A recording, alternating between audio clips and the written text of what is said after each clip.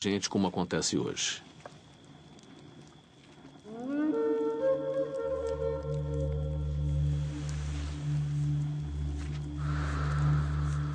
E os habitantes dos cânions na Idade da Pedra tinham um clima ainda mais agradável.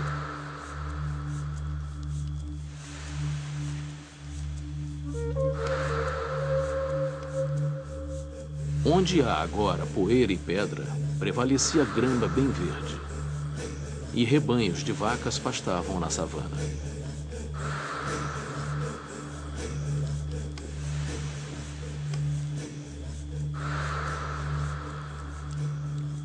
Mas esse paraíso acabou com a última era do gelo.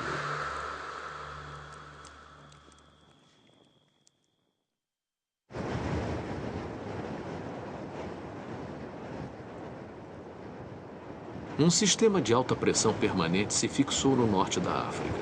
Não havia chuva, às vezes até por décadas, e o Saara secou.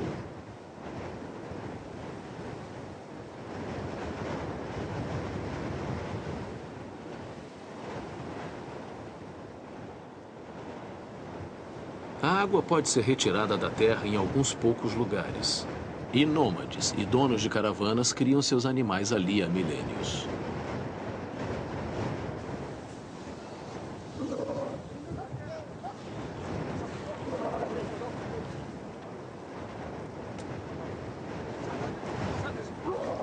Essas essenciais veias de água que serpenteiam o deserto também são legados do Amazonas pré-histórico.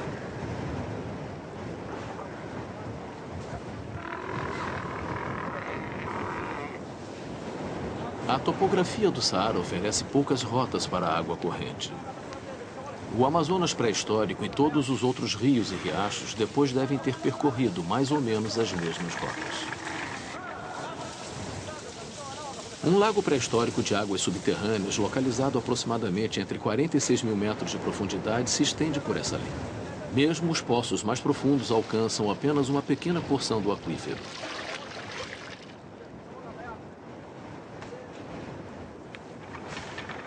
Cada poço é posse de um clã. E o clã oferece a única forma de proteção aqui, bem longe da autoridade do governo central. O deserto tem suas próprias leis.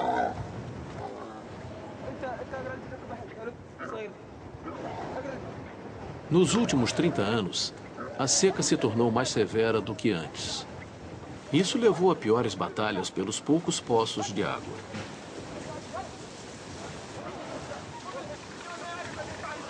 Essas lutas são produto de um antigo código. Deve-se dar água para o inimigo e seus animais. Você pode matar seu inimigo, mas não pode deixar que ele morra de sede.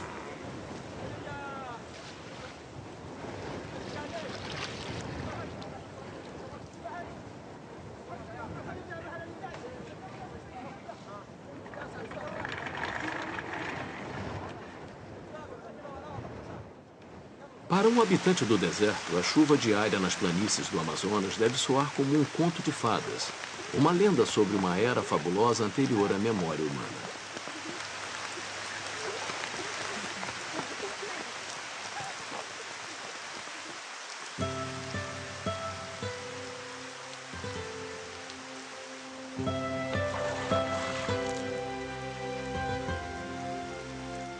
Em nenhum outro lugar da Terra, tanto volume de chuva cai como na zona equatorial da América do Sul.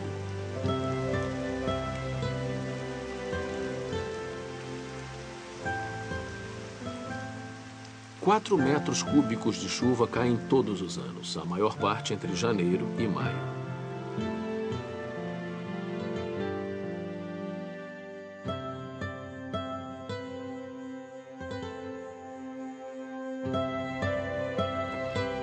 No pico da estação chuvosa, a água sobe até a copa das árvores, transformando a Amazônia em um enorme mar de água doce.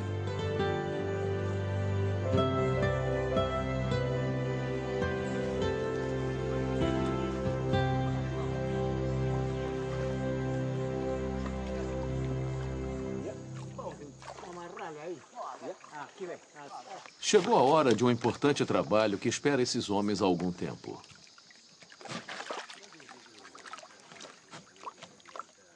A árvore que eles cortaram antes das chuvas agora pode ser movida. Vai dar uma bela canoa. O enorme tronco agora pode ser levado para a superfície. Levar até a aldeia assim vai ser brincadeira de criança. Os homens mergulham e amarram o cipó no tronco.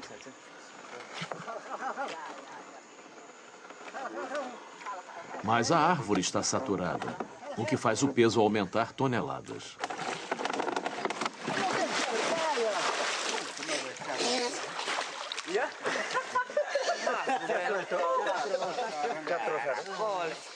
Eles percebem que uns poucos cipós não bastam para mover a árvore.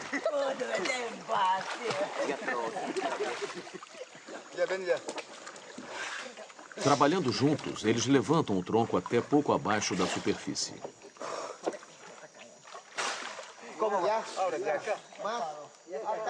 E como um barco não é o bastante para rebocar a árvore, dois são amarrados juntos.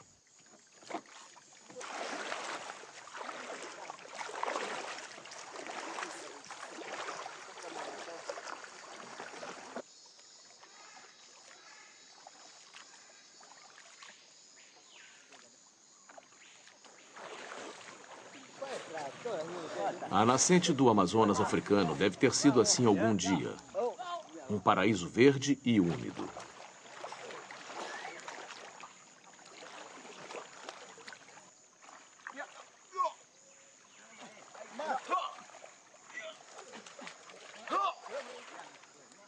Mas tudo desapareceu há muito tempo.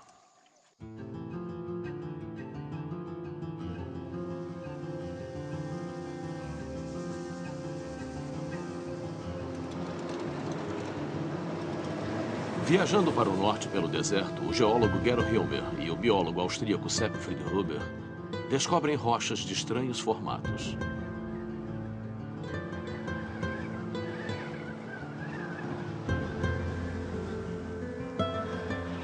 Os ventos são responsáveis pelas formas incomuns. Essas pedras lembram ondas que se estendem em um mar de areia. E a água também deve estar envolvida nessa formação.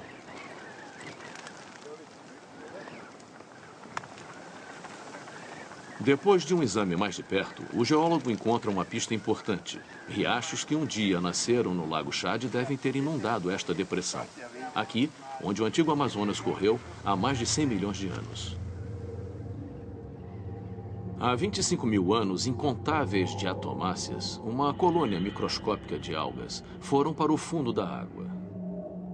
Os esqueletos formaram um tipo especial de depósito mineral, formando toda a superfície da depressão. A água abundante que continua nas profundezas da Terra foi a causa de uma guerra no fim dos anos 70.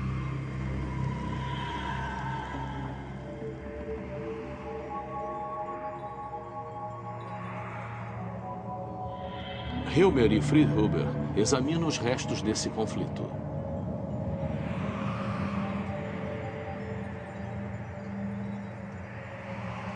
Na época, a água subterrânea e o petróleo despertaram o interesse do coronel Gaddafi.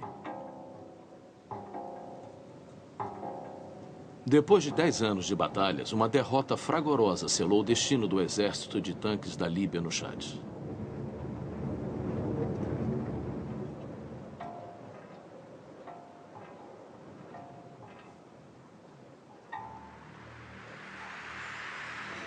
Os cientistas decidem seguir traços de água subterrânea ainda mais ao norte, a 1.500 quilômetros do Lago Chad.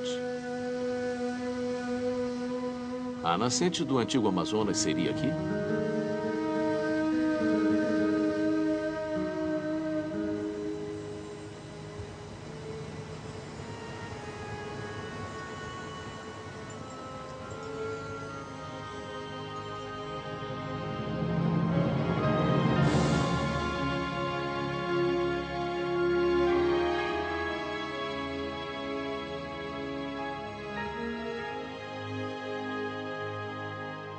Os lagos de Onyanga medem um total de 20 quilômetros quadrados, fazendo deles os maiores corpos de água entre o Lago Chad e o Mediterrâneo. Esses lagos são alimentados pela antiga água subterrânea do Saara.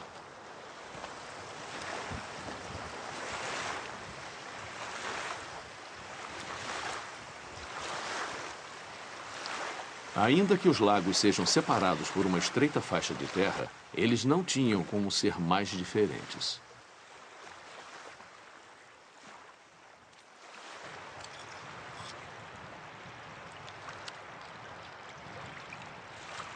É uma bactéria púrpura que dá a cor avermelhada ao lago. São os únicos organismos que conseguem sobreviver nesta água extremamente salgada. Para cada litro de água são 300 gramas de sal. Essa água é tão salgada quanto o Mar Morto israelense. Os ventos alísios sopram constantemente, fazendo a espuma secar em padrões bizarros de crostas de sal.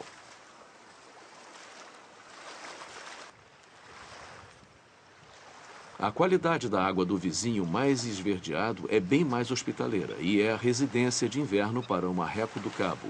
A camada verde de algas oferece alimento bastante para muitas aves migratórias.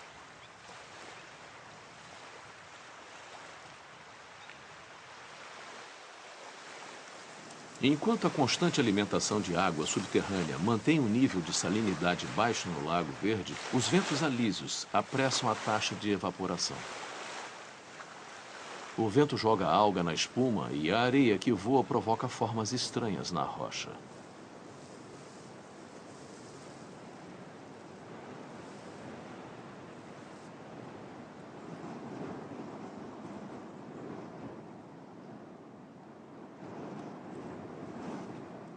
Bem acima do lago, cercado por esculturas formadas pela erosão, Gero Hilmer faz uma importante descoberta. O nível da água deve ter chegado até aqui, 80 metros acima do que é hoje. A prova é dada por depósitos de giz branco, restos de milhões de criaturas aquáticas.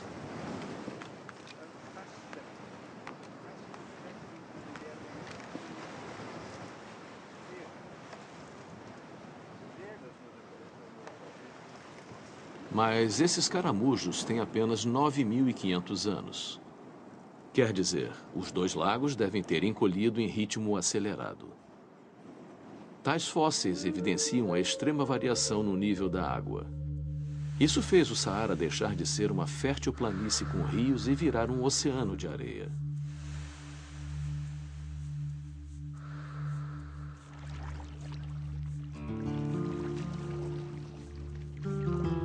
Há outros lugares que também são sobreviventes dessa época mais generosa. No Lago Verde, Sepfrid Huber e Gero Hilmer pretendem fazer mais uma análise bem de perto.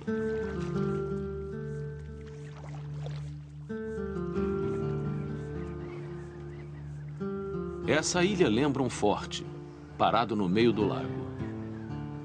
Em algum momento foi apenas uma pequena ilha, pouco acima da superfície de um grande mar.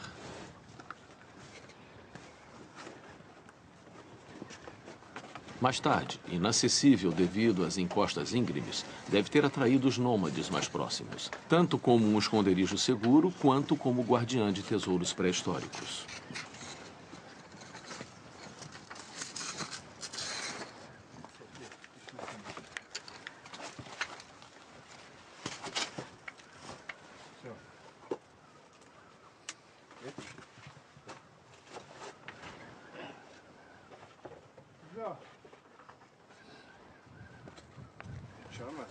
A intuição dos cientistas estava certa.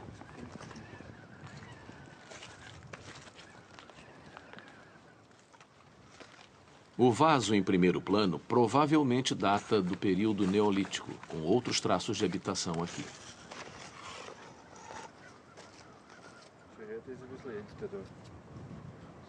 Alguns artefatos podem ser datados de 30.000 anos. Na época, essa área era coberta por uma rica vegetação e a civilização humana floresceu.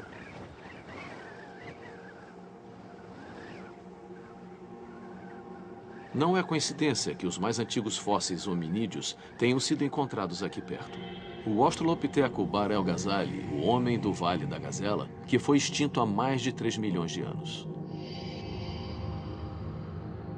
Determinar a idade do antigo Amazonas é ainda mais difícil. Nós sabemos que ele chegou ao fim quando os continentes se separaram há 130 milhões de anos. Mas por quanto tempo antes disso o rio realmente existiu?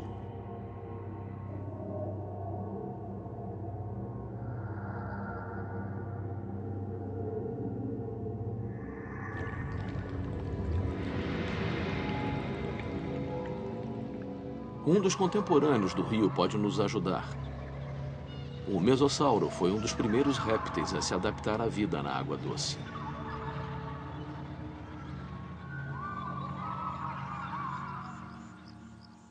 O mesossauro vivia apenas perto de lagos e rios, e então devem ter morrido na água ou perto dela.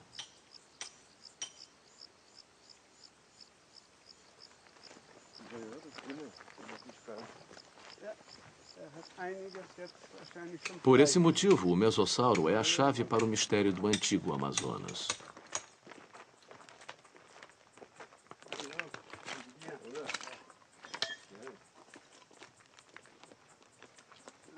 De volta ao Santana do Cariri, os exploradores encontraram uma testemunha fossilizada dos tempos do antigo Amazonas.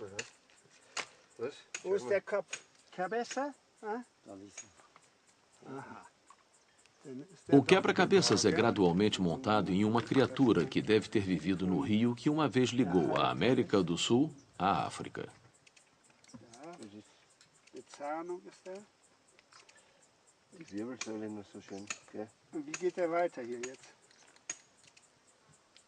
Esse animal esteve na Terra há 250 milhões de anos. Caçava caranguejos e pequenos peixes na água doce e raramente ia para a terra firme.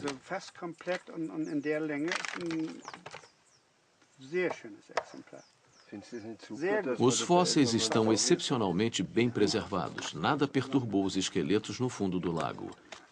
Então, provavelmente havia água parada aqui na época do mesossauro, já que a corrente de um grande rio teria espalhado os restos.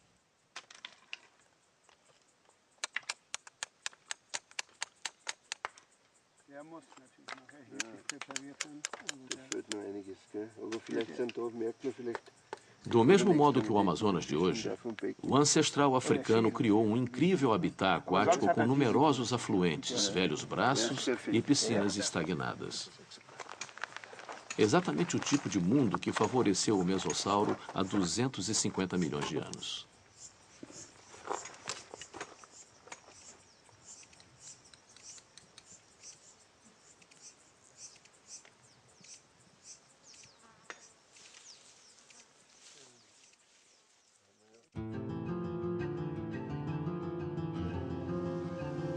O antigo Amazonas era alimentado por uma série de afluentes.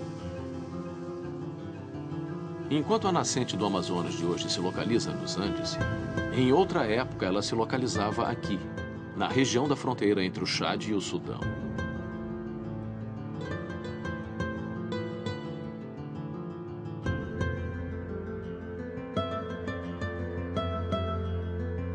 O platô Enid, uma das possíveis nascentes do Amazonas pré-histórico, está à distância.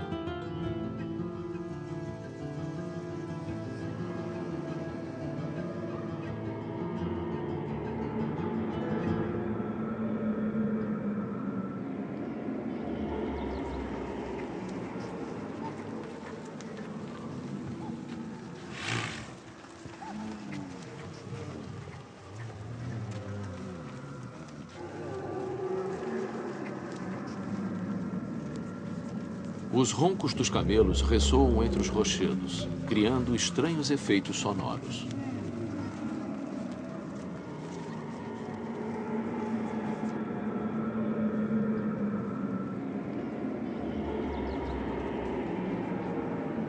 No Guelta Arquei, o cânion da tribo Arquei, cáfilas de camelos são trazidas de centenas de quilômetros de distância, já que esse lugar oferece algo extremamente raro, abundância de água doce.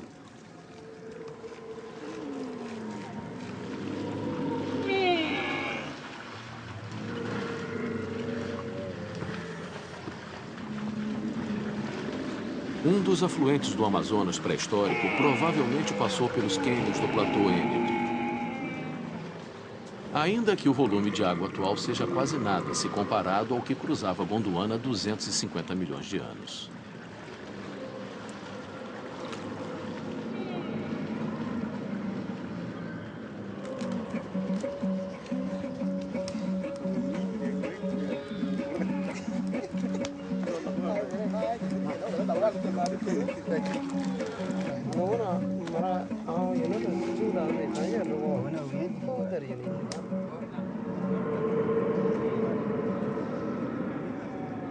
E ainda há evidências da era dos dinossauros aqui.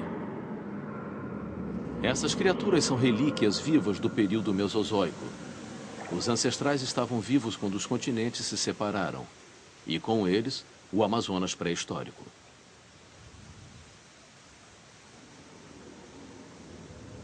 Os crocodilos habitam a Terra há 200 milhões de anos. Esses animais, no entanto, encontraram um lar bastante improvável.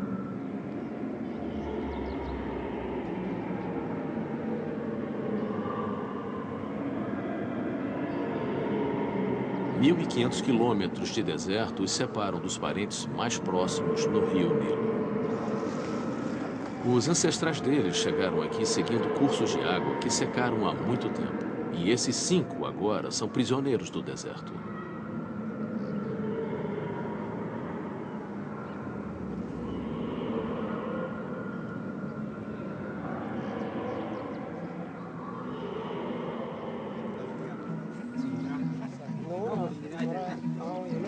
A palavra local para crocodilos é Tunsa.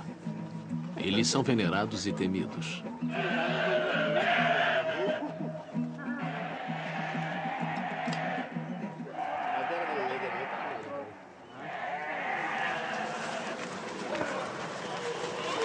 A cáfila se alarma de repente.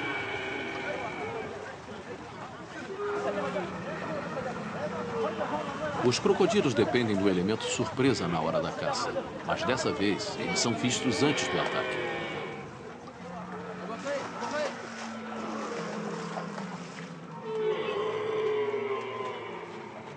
Em algum momento de um futuro próximo, esses reminiscentes da pré-história vão desaparecer sem deixar rastros.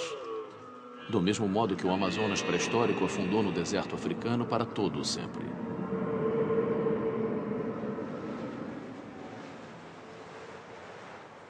Mas um elo pré-histórico entre os dois continentes ainda está intacto, na forma de uma corrente de ar secreta. A cada ano, os ventos alísios carregam milhares de toneladas de areia do deserto para o outro lado do Atlântico. Esta areia é carregada de material orgânico.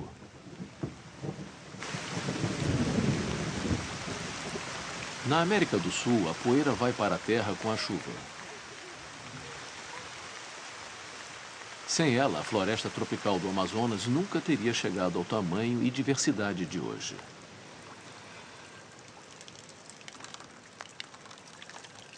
O solo da floresta é extremamente pobre em nutrientes. Mas a areia do Saara, rica em minerais, beneficia plantas e animais a milhares de quilômetros de distância. O antigo Amazonas nutre novas vidas milhões de anos depois de desaparecer nas areias do Saara.